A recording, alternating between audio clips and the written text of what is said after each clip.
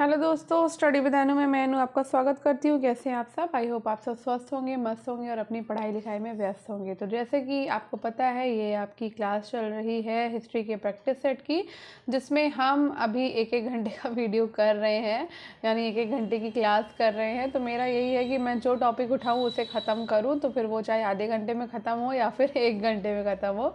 तो क्यों इसलिए है क्योंकि अब एग्ज़ाम में हमारे भी समय नहीं है। अब जनवरी बहुत जल्दी आ जाएगी, दिसंबर कब निकल जाएगा हमें पता ही नहीं चलेगा। तो जैसे कि आपको पता है, इस बुक की ये आपकी चौथी क्लास है और मैंने अभी तक 3 क्लासेस आपको दी हैं, जिसमें हमने दिल्ली सल्तनत तक कंप्लीट कर लिया है। तो आज हम मुग़ल साम्राज्य में हैं, तो मुग़ल साम्राज्य को स्टार्ट करते हैं। और स्टार्टिंग में मैंने आपको पूरा इंडेक्स दिखा दिया था। क्लास 6, 7, 8, 9, 10, 11, 12 तक का हम पूरा एनसीईआरटी में जितने भी क्वेश्चन हैं वो सारे इसमें हम कर रहे हैं। तो क्वेश्चन आंसर है, यानी कि प्रैक्टिस सेट है आपका। तो लेकिन बस टॉपिक वाइज है ये। तो चलिए शुरू करते हैं। मुग़ल साम्राज्य, इसको ख़त्म कर लेते हैं इस बुक को जितनी जल्दी, उतनी जल्दी हम दूसरी बुक को शुरू कर पाएंगे। और वो बुक मैंने आपके लिए परचेज़ की है।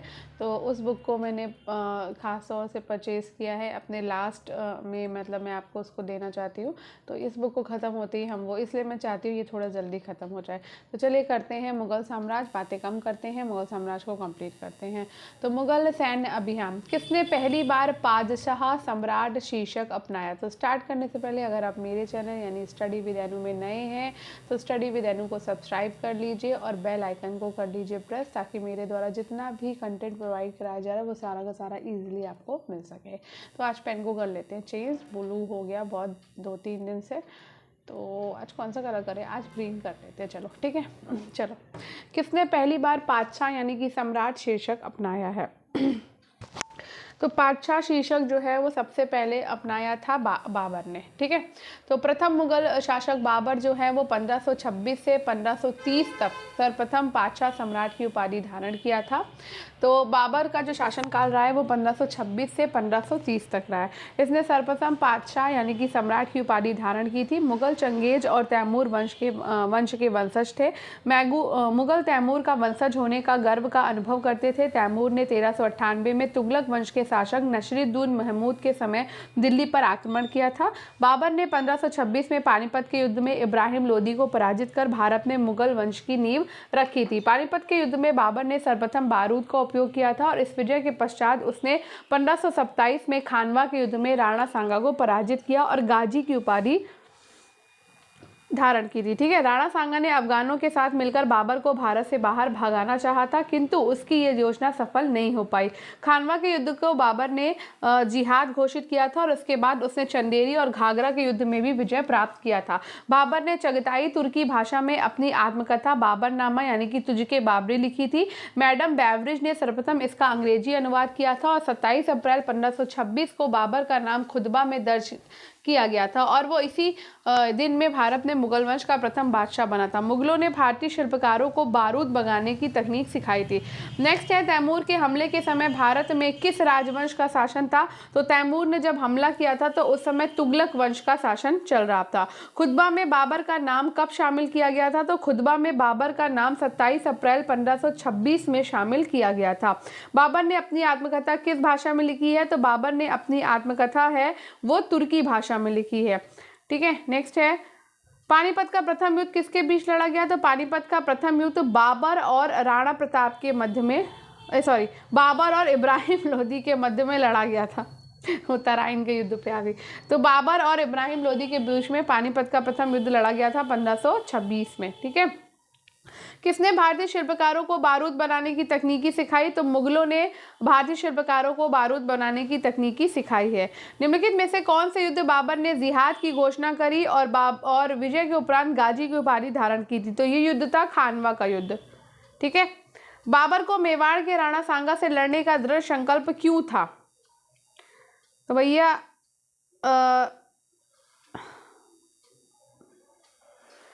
ये अफगानों ने बाबर को उखाड़ फेंकने के लिए राणा सांगा के साथ सहयोग किया था और राणा सांगा ने लोदी का समर्थन किया था, इसलिए ये दोनों ही बातें थी। कलानौर में राज्याभिषेक के समय अकबर की उम्र क्या थी? तो कलानौर में राज्याभिषेक के समय अकबर की उम्र 13 वर्ष 6 महीने थी। तो हुमायूं की मृत्यु के पश्चात 14 फरवरी 1556 को कलानौर गुरदासपुर में 13 वर्ष 6 माह की उम्र में अकबर का राज्याभिषेक किया गया था और इस समय अकबर का संरक्षक बैरम खां था। बैरम खां के नेतृत्व में मुगल सेना ने पानीपत के द्वितीय युद्ध यानी कि 1526 में हेमू को पराजित किया था। आगरा में अकबर ने फतेहपुर सीकरी का निर्माण करवाया और उसे मुगल साम्राज्य की राजधानी बनाया। उसके प्रमुख सैन्य अभियानों में चित्तौड़ 1568, रणथंभौर 1559, गुजरात 1572, पटना और बंगाल 1574, कश्मीर 1586 आदि प्रमुख थे। मुगलों ने 1568 में राणा उदय सिंह को पराजित करके चित्तौड़ पर कब्जा कर लिया था और अकबर का अंतिम विजय या सैन्य अभियान असीरगढ़ था। बिहार विजय के पश्चात मुगलों ने पटना शहर को पुनर्विकसित किया। 1572 में गुजरात विजय के पश्चात अकबर ने फतेहपुर सीकरी में बुलंद दरवाजे का निर्माण करवाया और अकबर के जीवन का सबसे प्रसिद्ध एवं निर्णायक युद्ध मेवाड़ के शासक महाराणा प्रताप के साथ हुए हल्दी घाटी का युद्ध 1576 था। इस युद्ध में घुड़सवार और पैदल सेना ने महत्वपूर्ण भूमिका निभाई थी। मुगल सेना का नेतृत्व मान सिंह कर रहे थे और इस युद्ध में मुगल सेना महाराणा प्रताप को पराजित नहीं कर पाई और न ही अपना प्रभुत्व स्थापित कर सकी। महाराणा प्रताप चित्तौड़ और मंडलगढ़ को छोड़कर मेवाड़ पर शासन करते रहे। नेक्स्ट है 1568 में मुगलों ने किसे पराजित करके चित्तौड़ पर कब्जा कर लिया था? तो मुगलों ने राणा उदय सिंह को पराजित करके चित्तौड़ पर कब्जा कर लिया था। बुलंद दरवाजे का निर्माण अकबर के द्वारा फतेहपुर सीकरी में किसके लिए किया गया था? तो बुलंद दरवाजे का निर्माण अकबर के द्वारा फतेहपुर सीकरी में गुजरात पर अपनी जीत का स्मरणोत्सव मनाने के लिए किया गया था। अकबर की अंतिम विजय कौन सी थी? तो अकबर की अंतिम विजय थी असीरगढ़ का किला। हल्दी घाटी की लड़ाई मुगलों के लिए एक निष्फल प्रयास क्यों थी? क्योंकि मेवाड़ जो है वो पूरी तरह से अधीन नहीं था और राणा प्रताप चित्तौड़ और मंडलगढ़ को छोड़कर बाकी मेवाड़ पर शासन करते रहे। नेक्स्ट, हल्दी घाटी की सेना के किस हिस्से ने हल्दी घाटी की लड़ाई में प्रमुख भूमिका निभाई? तो सेना के घुड़सवार और पैदल सेना ने हल्दी घाटी की लड़ाई में प्रमुख भूमिका निभाई थी। नेक्स्ट, मुगलों के द्वारा बिहार के किस नगर को पुनर्विकसित किया गया था? मुगलों के द्वारा बिहार के पटना नगर को पुनर्विकसित किया गया था। किस राजा ने अली कुली शैबानी को खाने जमन का खिताब दिया था? तो अकबर ने अली कुली शैबानी को खाने जमन का खिताब दिया था। तो 1556 में पानीपत के द्वितीय युद्ध में अली कुली शैबानी ने मुगल सेना का नेतृत्व किया और उसके नेतृत्व में हेमू की सेना पराजित हुई और मुगल विजयी हुए। इस विजय से प्रसन्न होकर अकबर ने अली कुली शैबानी को खाने जमन की उपाधि दी थी। मुगल साम्राज्य। जागीर के शासनकाल में आने वाला विदेशी यात्री कौन था? तो जागीर के शासनकाल में आया था विलियम फिंच और फ्रांसिसो पेलर्ट। तो अकबर के पश्चात जहांगीर जो कि 1605 से 1627 तक शासन करता है, इसने अकबर के सैन्य अभियान को आगे बढ़ाया और इसी समय मेवाड़ के सिसोदिया शासक ने मुगलों की अधीनता स्वीकार करी। इसके समय विलियम फिंच, फ्रांसिस्को पेलर्ट यानी कि पेलर्ट, हॉकिंस, टॉमस रो आदि विदेशी यात्री आए थे। जहांगीर अपनी माता का आदर करता था और उसके सम्मानजनक उपाधि हजरत से संबोधित करता था। ये उपाधि केवल महामहिम के लिए आरक्षित थी। उसने शासक बनते ही न्याय की जंजीर लगवाई एवं 12 अध्यादेश यानी कि 12 आदेश जारी किया। नेक्स्ट है, अपनी मां के प्रति आदर प्रदर्शित करते हुए जहांगीर अपनी मां को निम्नलिखित में से किस सम्मान सूचक उपाधि से सम्मानित करता था, संबोधित करता था? वो सम्मान जो केवल महामहिम के लिए आरक्षित था, तो वो था हजरत। क्या था? हजरत। नेक्स्ट है, मैंने अपने सभी प्रभुत्वों में आचरण के शासकों दस्तूरुल अलम के रूप में 12 आदेश भी बनाए। ये किसने कहा है? तो ये जागीर ने कहा है। ठीक है। औरंगजेब की मृत्यु किस वर्ष हुई थी? तो औरंगजेब की मृत्यु 1707 में हुई। शाहजहां के पश्चात औरंगजेब 1658 से 1707 में मुगल वंश का बादशाह बनता है। उसके समय किसानों के विद्रोह के एक साथ जाट और सतनामियों ने विद्रोह किया था। उसके पुत्र अकबर के विद्रोह के पश्चात उसने अधिकांश समय दक्कन में व्यतीत किया। उसने 1686 में बीजापुर, 1687 में गोलकुंडा को मुगल साम्राज्य में मिला लिया था। औरंगजेब मराठों पर नियंत्रण स्थापित करने के उद्देश्य से धन के वित्त पोषण के लिए बंगाल में राजस्व प्रशासन को सुव्यवस्थित करने का निर्णय लिया और वो एक कट्टर मुस्लिम शासक था जिसने सिख गुरु तेग बहादुर को मौत के घाट उतार दिया और उनके पुत्रों को जिंदा दीवार में चुनवा दिया था। उसने संगीत, फारसी त्योहारों, नृत्य आदि पर रोक लगा दिया था, यद्यपि वो एक कुशल वीणा वादक था। 1707 में उसकी मृत्यु के पश्चात बहादुर शाह जो कि प्रथम मुगल वंश का बादशाह बनता है। नेक्स्ट है, औरंगजेब के शासनकाल के दौरान किसान कृषि पृष्ठभूमि के साथ डैश ने विद्रोह किया था। तो ये विद्रोह किया था जाट और सतनामियों ने। औरंगजेब ने किसके खिलाफ धन के वित्त पोषण के लिए बंगाल में राजस्व प्रशासन को सुव्यवस्थित करने का निर्णय लिया था? तो ये मराठों के खिलाफ औरंगजेब ने धन के वित्त पोषण के लिए बंगाल में राजस्व प्रशासन को सुव्यवस्थित करने का निर्णय लिया था। नेक्स्ट है, निम्नलिखित मुगल सम्राटों राजकुमारों में से कौन एक निपुण वीणा वादक था? तो निपुण वीणा वादक था औरंगजेब। वो सिख गुरु कौन था जिन्हें औरंगजेब के शासनकाल में मौत के घाट उतार दिया गया था? तो वो थे अच्छा, इसमें से कोई नहीं, अर्जुन देव थे। वैसे राजपूतों के साथ मुगलों की शादियां, तो निम्नलिखित में से अकबर की राजपूत नीति का मुख्य सिद्धांत क्या था? तो अकबर की मुख्य सिद्धांत था वैवाहिक संबंध स्थापित करना, राजपूत राजनीति को पूर्ण स्वायत्तता और राजपूतों के संरक्षण के लिए अनुदान देना, मुगल सरकार के उच्च अधिकारियों के रूप में राजपूत प्रमुखों की नियुक्ति करना, सारे के सारे। तो अकबर ने राजपूतों के साथ वैवाहिक संबंध और युद्ध के माध्यम से अधीन कर नियंत्रण स्थापित करने का प्रयास किया था। आमेर के राजा भारमल ने स्वेच्छा से अकबर की अधीनता स्वीकार अपनी पुत्री का विवाह अकबर से कर दिया था। जागीर की मां कछवाहा अंबर की राजकुमारी थी। शाहजहां की मां एक राठौर मारवाड़ की राजकुमारी थी। इस प्रकार के विवाह एक स्वैच्छिक गठबंधन थे जिनमें कोई दबाव नहीं डाला गया था। अकबर की राजपूत नीति का मुख्य सिद्धांत मुगल प्रशासन में उच्चाधिकारी के रूप में राजपूतों को नियुक्त करना था। राजपूत राज्यों में मेवाड़ ने मुगलों की अधीनता स्वीकार नहीं की थी क्योंकि इनकी शत्रुता अंबर राजाओं से थी तथा वे मुगलों से संधि करना अपमानजनक मानते थे। यद्यपि मेवाड़ की मुगलों से शत्रुता राणा सांगा के समय से ही था। अकबर युद्ध के माध्यम से मेवाड़ को अपने अधीन नहीं कर सका। बाद में जहांगीर के समय मेवाड़ के सिसोदिया राजपूतों ने मुगलों की अधीनता स्वीकार कर ली। नेक्स्ट है, अंबर राजकुमारी के साथ अकबर का विवाह अद्वितीय क्यों था? क्योंकि यह एक स्वैच्छिक गठबंधन था, मजबूरी का विवाह नहीं था। मेवाड़ मुगल विरोधी क्यों थे? तो मेवाड़ मुगल विरोधी इसलिए थे कि राणा सांगा के दिनों के ही उनके संबंध शत्रुतापूर्ण था। मेवाड़ की अंबर से शत्रुता थी जो मुगलों के साथ संबद्ध रखता था और मेवाड़ ने मुगलों के साथ सहयोग करना अपमानजनक माना। अन्य विकल्पों में सारे के सारे सही हैं। ठीक है। मुगलों के अन्य शासकों के साथ संबंध, तो उड़ीसा में अफगान शक्ति को डैश के द्वारा कुचल दिया गया था। तो उड़ीसा में अफगान शक्ति को राजा मानसिंह के द्वारा कुचल दिया गया था। उड़ीसा में अफगान शक्ति को राजा मानसिंह के द्वारा कुचल दिया गया। मुगलों ने दाऊद खां के विद्रोह का दमन करके उड़ीसा पर अधिकार कर लिया। 1582 में कालू खां लोहानी ने उड़ीसा पर अधिकार कर लिया और मुगलों को चुनौती दी। बादशाह अकबर ने राजा मानसिंह को उड़ीसा पर अधिकार करने के लिए भेजा। अंततः उन्होंने 1592 में उड़ीसा पर अधिकार कर लिया और अकबर ने प्रसन्न होकर मानसिंह को बिहार के साथ साथ उड़ीसा का भी सूबेदार बना दिया था। नेक्स्ट है, इंग्लैंड के किंग जेम्स को किसने लिखा था कि मैं चाहता हूं महाराज कि आप अपने व्यापारियों को अपने जहाजों में मेरे महल के उपयुक्त सभी प्रकार की दुर्लभ और समृद्ध वस्तुएं लाने का आदेश दे? तो ये कहा है मुगल सम्राट जहांगीर ने।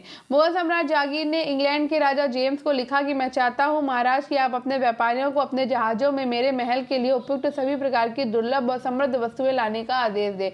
जहांगीर के समय राजा जेम्स के दूत के रूप में 1608 में कप्तान हॉकिंस आया था।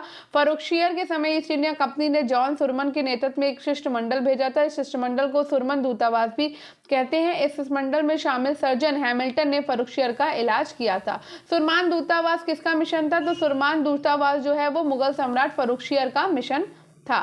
मनसबदार और जागीरदार, तो मनसबदारी प्रणाली का प्रारंभ किसने किया है? तो मनसबदारी प्रणाली का प्रारंभ जो है वो अकबर के टाइम पर हुआ था। मुगल कालीन पद प्रणाली को मनसब कहा जाता था और मनसबदारी व्यवस्था को अकबर अपने शासन के 19वें वर्ष यानी कि 1575 में लागू करता है। इसका उद्देश्य शासन में श्रेष्ठता स्थापित करना और सेना को व्यवस्थित करना था। मनसबदारी व्यवस्था में पद, वेतन और सैन्य उत्तरदायित्व निर्धारित किया गया था। पद और वेतन का निर्धारण जात की संख्या पर निर्भर था। मनसबदार अपना वेतन जागीर के रूप में पाता था। इस प्रकार प्रत्येक जागीरदार मनसबदार था, किंतु प्रत्येक मनसबदार जागीरदार नहीं हो सकता था क्योंकि कुछ मनसबदारों को नगद वेतन दिया जाता था। अबुल फजल ने मनसबदारों की 33 श्रेणियों का उल्लेख किया है, जैसे कि 500 जात से नीचे सामान्य मनसबदार, 500 से 2500 जात अमीर तथा 2500 जात से ऊपर अमीर उम्दा कहा जाता था। 5000 जात वाले अभिजातों की नियुक्ति अकबर विशिष्ट व्यक्तियों में से करता था। ऐसे 5000 जात मनसबदारों की संख्या अकबर के समय 29 और औरंगजेब के समय पे 79 थी। ठीक है। निम्नलिखित में से कौन से पदों और मनसबदारों की उपाधियां यहाँ सुमेलित नहीं है? तो यहाँ पे 100 जात के नीचे अहदी, ये सुमेलित नहीं है। 500 जात के नीचे सामान्य मनसबदार होता था। 500 से 250 जात में अमीर होता था और 250 जात से ऊपर अमीर उम्दा होता था। अकबर ने मनसबदारी व्यवस्था क्यों लागू की थी? क्योंकि श्रेष्ठता और सेना को व्यवस्थित करने के लिए। मुगल पद प्रणाली को क्या कहा जाता था? मुगल पद प्रणाली को मनसबदारी प्रथा कहा जाता था। ठीक है। कथन और कारण, तो प्रत्येक जागीरदार प्राथमिक रूप से मनसबदार था, परंतु प्रत्येक मनसबदार जागीरदार नहीं था। कुछ मनसबदारों के नगद अदायगी की जाती थी, जागीरों के द्वारा नहीं। तो इसमें आंसर है आपका ए, यानी ए और आर दोनों सही है और आर ए की सही व्याख्या करता है। यदि किसी मनसबदार को बल्क और बचखां में नियुक्त किया जाता था तो उसे डाक के लिए कितने सवार लाने होते थे, तो उसे सवार श्रेणी का 1 से 5वां हिस्सा लाना होता था। ठीक है। शाहजहां के समय जिन मनसबदारों को भारत के बाहर बल्क, बचका अथवा उत्तर पश्चिमी प्रांत जागीर मिलती थी उन्हें अपने सवार मनसब का 1/5 घुड़सवार सैनिक रखने होते थे। जिन्हें अपनी नियुक्ति के स्थान पर जागीर मिली थी उन्हें 1/3 घुड़सवार सैनिक, और जिन्हें नियुक्ति के स्थान के बाहर सूबे में जागीर मिली थी उन्हें 1/4 घुड़सवार सैनिक रखने पड़ते थे। जब्त और जमींदार। पहली बार मुगल साम्राज्य को प्रांतों में किसने विभाजित किया था, तो पहली बार मुगल साम्राज्य को प्रांतों में अकबर ने विभाजित किया था। अकबर के शासनकाल की प्रमुख घटनाओं का विवरण आईने अकबरी अकबरनामा की 30 जिल्द में प्राप्त होता है। इसमें अकबर के प्रशासन, सेना, फसलों की पैदावार, कीमतों आदि की जानकारी प्राप्त होती है। मुगलों की आमदनी का प्रमुख स्रोत भू राजस्व था। अधिकतर स्थानों पर किसान ग्रामीण कुलीनों अर्थात मुखिया या स्थानीय सरदारों, भू राजस्व वसूल करने वालों एजेंट को भू राजस्व देते थे। इन मुखिया या स्थानीय सरदारों को जमींदार कहा जाता था। अकबर ने राजस्व मंत्री टोडरमल 1570 से 1580 के नेतृत्व में कृषि सुधारों को आगे बढ़ाया जिससे भू राजस्व की अधिकतम प्राप्ति हो। टोडरमल ने कृषि की पैदावार, कीमतों और कृषि भूमि का सावधानी पूर्वक सर्वेक्षण किया और 1580 में आईने दहशाला पद्धति लागू किया। अकबर ने सर्वप्रथम साम्राज्य का विभाजन प्रांतों में कर दिया और प्रत्येक प्रांत को राजस्व मंडल में विभाजित किया गया तथा प्रत्येक की हर फसल के लिए राजस्व दर की अलग सूची बनाई गई। राजस्व के आकलन के लिए भूमि का विभाजन पोलज, प्रतिवर्ष खेती, पड़ौती, 1 वर्ष के अंतर पर खेती, चाचा और बंजर में किया गया था। पोलज एवं पड़ौती भूमि से राजस्व का आकलन पूर्ण दरों पर किया गया था। राजस्व प्राप्त करने की इस व्यवस्था को जब्ती कहा गया। जब्ती या जब्त व्यवस्था गुजरात और बंगाल जैसे प्रांतों में लागू नहीं किया गया था। मुगल काल में जमींदार होते थे, तो मुगल काल में जमींदार भूमि राजस्व एकत्र करने के लिए एजेंट होते थे। अकबर के शासनकाल की आधिकारिक नियमावली और गजेटियर का नाम बताइए, तो गजेटियर का नाम होता था आईने अकबरी। ठीक है। अकबर के शासन में कौन से भू क्षेत्रों का आकलन पूर्ण दरों पर किया जाता था, तो ये किया जाता था पोलज और पड़ौती का। ठीक है। 1600 में जब्त को समग्र कहाँ नहीं अपनाया गया था, समग्रता, तो 1600 में जब्त को समग्रता गुजरात में अपनाया नहीं गया था। इनमें से किस मुगल सम्राट ने कृषि की स्थापना की जिससे साम्राज्यों की सामूहिक संपत्ति में काफी वृद्धि हुई है, तो वो है अकबर। 1580 में निम्नलिखित में से भू राजस्व की कौन सी व्यवस्था अकबर के द्वारा आरंभ की गई थी, तो ये दहशाला व्यवस्था जो है अकबर के द्वारा आरंभ की गई थी। अकबरनामा और आईने अकबरी। तो अबुल फजल के द्वारा लिखित आईने अकबरी में निम्नलिखित में से किससे संबंधित जानकारी मिलती है, तो ये जानकारी मिलती है खेती सुनिश्चित करने के लिए राज्य द्वारा की गई व्यवस्था की, राज्य की एजेंसियों के द्वारा राजस्व संग्रह को सक्षम करने के लिए राज्य के द्वारा की गई व्यवस्था की, और सम्राट अकबर के इतिहास की। तो अबुल फजल के द्वारा लिखित आईने अकबरी पुस्तक में अकबर के शासन से जुड़े विचारों को न केवल आकार दिया गया बल्कि उनको स्पष्ट रूप से लेखनबद्ध किया गया है। इसमें उन्होंने सम्राट अकबर का इतिहास और कृषिगत कार्यों को सुनिश्चित करने के लिए राज्य द्वारा प्रदान की गई व्यवस्था और राज्य के एजेंसियों के द्वारा राजस्व संग्रह को सक्षम करने के लिए राज्य द्वारा की गई व्यवस्था का उल्लेख किया है। अकबर की नीतियां नजदीक से एक नजर। तो घोड़ों के ब्रांडिंग की व्यवस्था कब शुरू की गई थी, तो घोड़ों के ब्रांडिंग की व्यवस्था 1574 में शुरू की गई थी और अकबर ने अपने काल में सैनिकों का हुलिया लिखे जाने और घोड़े व हाथियों को दागने की प्रथा शुरू की। प्रशासन के मुख्य अभिलक्षण अकबर ने निर्धारित किए थे और इसका विस्तृत वर्णन अबुल फजल की अकबरनामा विशेषकर आईने अकबरी में मिलता है। और इस तरह मुगल काल में मनसबदार और जागीरदार के पद का भी सृजन किया गया। नेक्स्ट है प्रथम जैसुइट ईसाई धर्म प्रचारक अकबर के दरबार में फतेहपुर सीकरी कब पहुंचा था, तो 1580 में। तो अकबर ईसाई धर्म के विषय में जानने को बहुत उत्सुक था। उसने जेसुइट या जैसुइट पादरियों को आमंत्रित करने के लिए एक दूत मंडल गांव भेजा। पहला जेसुइट शिष्टमंडल फतेहपुर सीकरी के मुगल दरबार में 1580 में पहुंचा और वो लगभग वहां 2 वर्ष रहा। इन जेसुइट लोगों ने ईसाई धर्म के विषय में अकबर से बात करी और उनके सद्गुणों के विषय में उलमा से उनका वाद विवाद हुआ। इस शिष्टमंडल में एटनी मोनसराटे शामिल था जो अकबर के बारे में लिखा था। लाहौर के मुगल दरबार में 2 शिष्टमंडल 1591 और 1595 में भेजे गए थे। जेसुइट पादरी जिन्होंने अकबर के साथ चर्चा करी और उनके बारे में लिखा था वे कौन थे, वे थे एंटनी मोनसराटे। सुलह कुल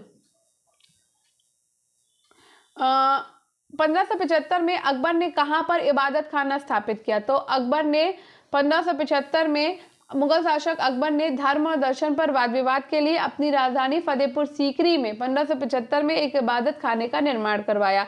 इसमें प्रत्येक बृहस्पतिवार को संध्या के समय नियमित रूप से धार्मिक विचार विमर्श हुआ करता था। इसमें शुरू में केवल शिया और सुन्नी मुसलमान ही शामिल होते थे, लेकिन 1578 में सभी धर्मावलंबियों के लिए इबादत खाने का द्वार खोल दिया गया। अब हिंदू, जैन, पारसी, ईसाई आदि धर्मों के आचार्य भी इबादत खाने में भाग लेने लगे। अकबर जैन धर्म में अधिक प्रभावित था। अकबर ने जैनाचार्य हरिविजय सूरी को जगत गुरु की उपाधि प्रदान करी। हरिविजय सूरी से प्रभावित होकर अकबर ने वर्ष के कुछ दिनों के लिए स्वयं मांस भक्षण बंद कर दिया, बहुत से बंदियों को छोड़ दिया और पशु पक्षियों के वध पर रोक लगा दी। अकबर अन्य जैनाचार्यों शांति चंद्र, विजय सेन सूरी, भानुचंद्र उपाध्याय व जयसोमा उपाध्याय से भी भेंट करी।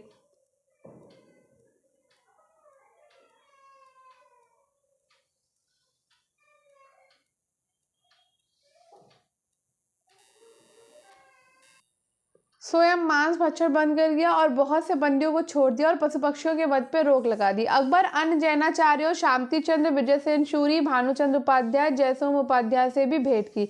1580 में जैनपुर के उलेमा ने अकबर का विरोध किया और उसके खिलाफ फतवा जारी किया।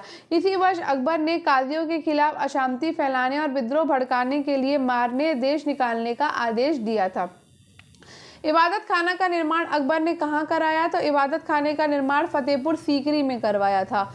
ठीक है, निम्न में से किस वर्ष में अकबर ने बड़ी संख्या में काजियों को अशांति फैलाने और विद्रोह भड़काने के लिए मारने, देश निकालने का आदेश दिया था? तो ये है 1580 में। अकबर ने किसके लिए इबादत खाना का निर्माण किया था? तो अकबर ने इबादत खाने का निर्माण धार्मिक चर्चाओं को आयोजित करने के लिए किया था।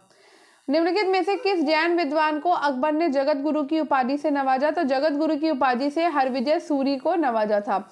17वीं शताब्दी में और उसके पश्चात मुगल साम्राज्य। निम्नलिखित में से काजियों के मार्गदर्शन के लिए उलमा की एक समिति का गठन कर औरंगजेब के द्वारा हनफी फिक्ह कानून के किस ग्रंथ का संकलन किया गया है? तो ये किया गया है फतवाए आलमगीरी का। औरंगजेब के आदेश और संरक्षण के मुस्लिम उलेमाओं की एक मंडली ने शेख निजामुद्दीन की अध्यक्षता में फतवाए आलमगीरी नामक बृहद संहिता की रचना की थी, जो इस्लामी कानून की एक महत्वपूर्ण पुस्तक मानी जाती है और इस पुस्तक को भारत में रचित मुस्लिम कानून का सबसे बड़ा डाइजेस्टर माना जाता है। 18वीं शताब्दी के मुगल सम्राटों के नामों पर विचार कीजिए और कौन सा अनुक्रम कालानुक्रम व्यवस्थित है? तो ये है सबसे पहले जहादर शाह, उसके बाद मोहम्मद शाह, फिर अहमद शाह, फिर आलमगीर द्वितीय। ठीक है, जहादर शाह 1712 से 1713 तक रहता है, मोहम्मद शाह 1719 से 1748 तक रहता है, अहमद शाह 1748 से 1754 तक रहता है और आलमगीर द्वितीय 1754 से 1759 तक। मुगल शासक द्वारा नियुक्त बंगाल का अंतिम सूबेदार कौन था? तो अंतिम सूबेदार था मुर्शीद कुली खां। मुगल शासक के द्वारा नियुक्त बंगाल का अंतिम सूबेदार मुर्शीद कुली खां था। मुगल सम्राट फर्रुखशियर ने इसे 1517 ईस्वी में बंगाल का सूबेदार नियुक्त किया। 1519 में इसे उड़ीसा भी दे दिया गया और इसने अपनी राजधानी ढाका से मुर्शिदाबाद स्थानांतरित कर दी। इसने भूमि बंदोबस्त में इजारेदारी प्रथा का प्रारंभ किया और उसने किसानों को तकावी ऋण दिए और मालगुजारी की वसूली कठोरता से की।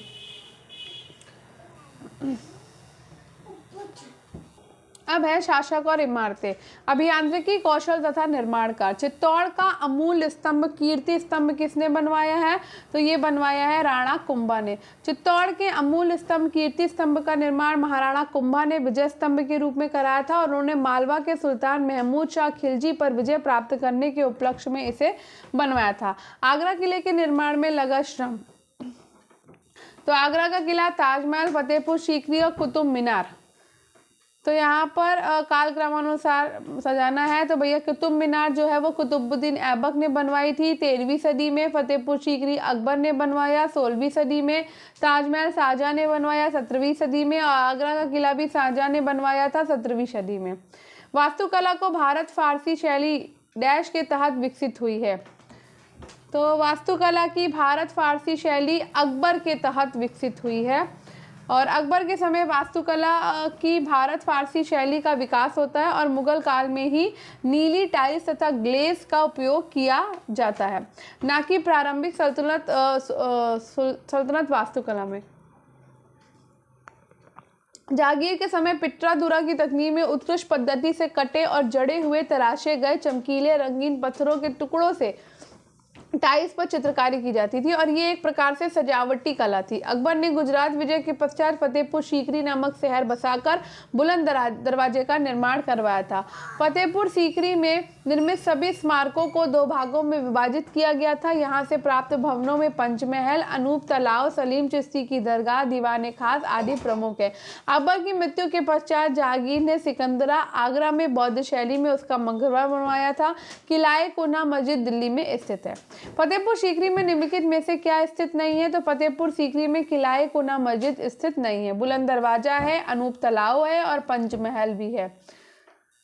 फतेहपुर सीकरी के सभी स्मारकों को डैश भागों में विभाजित किया जा सकता है, तो 2 भागों में विभाजित किया जा सकता है। प्रारंभिक सल्तनत वास्तुकला के विषय में निम्नलिखित में से क्या शब्द नहीं है? तो भारतीय फारसी शैली के निशान और नीली टाइल्स और ग्लेस का उपयोग दोनों, ठीक है। और आगरा के निकट सिकंदरा में किस मुगल शासक का मकबरा है? तो सिकंदरा में मकबरा है अकबर का मकबरा है सिकंदरा में। नेक्स्ट है, किस शासक ने अपने शासनकाल के अंत में पित्रादुरा की तकनीक को लोकप्रिय बनाया था? तो ये बनवाया था जहांगीर ने।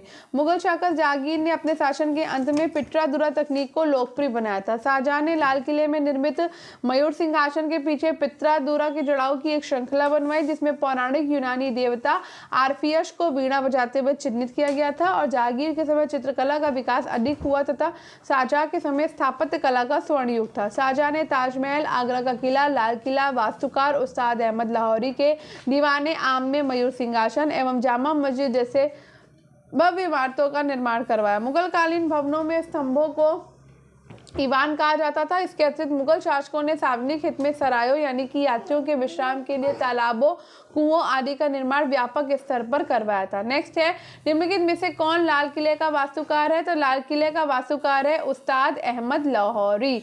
दुनिया के नामी मयूर सिंहासन को इनमें से किस मुगल इमारत में रखा गया है? तो ये लाल किले के दीवाने आम में रखा गया है। शांत रहो। मुगल वास्तुशिल्प परिभाषा में ईवान एक है, तो ईवान क्या है? स्तंभ निर्माण। अभी ढूंढेंगे, अभी शांत रहो। मुगल सरायों को किसके लिए उपयोग किया जाता था? तो मुगल सरायों को यात्रियों के आवास के लिए उपयोग किया जाता था। 11वीं शताब्दी के प्रारंभ में मंदिर निर्माण। तो महाबलीपुरम में एक विशाल चट्टान की सतह पर एक प्रसिद्ध मूर्तिकला क्या दर्शाती है? तो ये दर्शाती है कि स्वर्ग से गंगा नदी का अवतरण। अर्जुन हथियार प्राप्त करने के लिए नदी तट पर तपस्या कर रहे थे। कावेरी नदी का अवतरण, तो 1 से अधिक। तो महाबलीपुरम यानी कि मामल्लपुरम के मंदिरों का निर्माण एक विशाल पर्वत को काटकर पल्लव राजा नरसिंह वर्मन प्रथम ने कराया था। और यहाँ से प्राप्त मूर्तिकला में स्वर्ग से गंगा नदी का अवतरण, अर्जुन हथियार प्राप्त करने के लिए नदी तट पर तपस्या करते हुए कावेरी नदी का अवतरण और पंचरथ आदि प्रमुख है। मंदिरों, मस्जिदों और हौजों का निर्माण। तो दिल्ली की जामा मस्जिद किसने बनवाई है? तो दिल्ली की जामा मस्जिद बनवाई है शाहजहां ने। दिल्ली की जामा मस्जिद का निर्माण शाहजहां ने अपनी नई राजधानी शाहजहानाबाद, जो कि 1650 से 56 में बनी थी, में करवाया था। और दिल्ली के लाल किले का निर्माण भी शाहजहां ने करवाया था। डैश को बनाने के पीछे की प्रेरणा ख्वाजा कुतुबुद्दीन बख्तियार काकी रहे। तो ये है कुव्वतुल इस्लाम मस्जिद की बात हो रही है।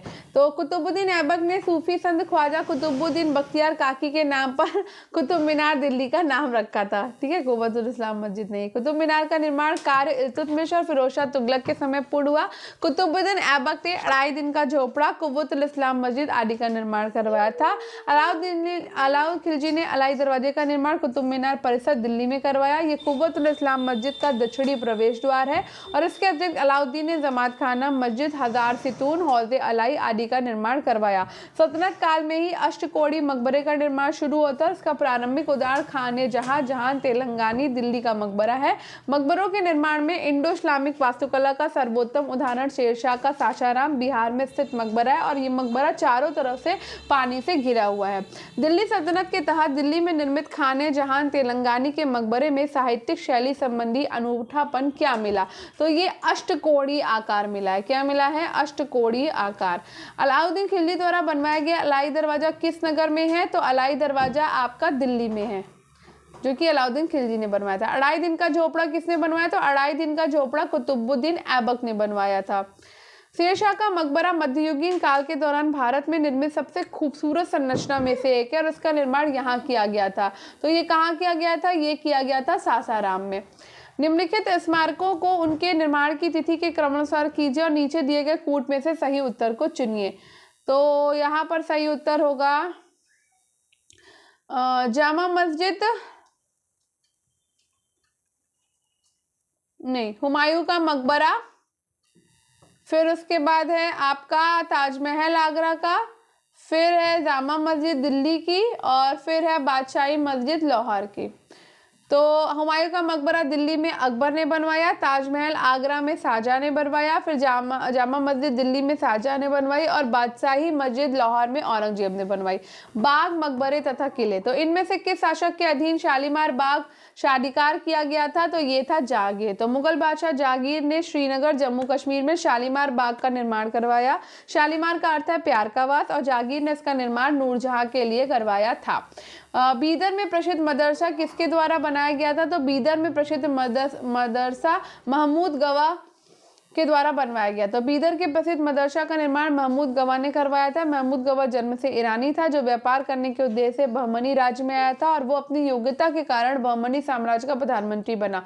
बहमनी साम्राज्य का अधिकतम विस्तार उसी के समय हुआ है। महमूद गवा के आग्रह पर ईरान एवं इराक के उस समय के सर्वाधिक विख्यात विद्वान इस मदरसे से संबद्ध हुए थे। तो जनजाति और खानाबदोश और एक जगह बसे हुए समूह, ये हम करेंगे कल। तो आज के लिए इतना ही। आई होप आपको आज का वीडियो पसंद आया होगा। पसंद आया हो, आज की क्लास पसंद आई हो तो वीडियो को लाइक करिए, शेयर करिए और चैनल को सब्सक्राइब करिए। स्टडी विद अनु के साथ कनेक्टेड रहिए। मिलते हैं कल। Bye bye.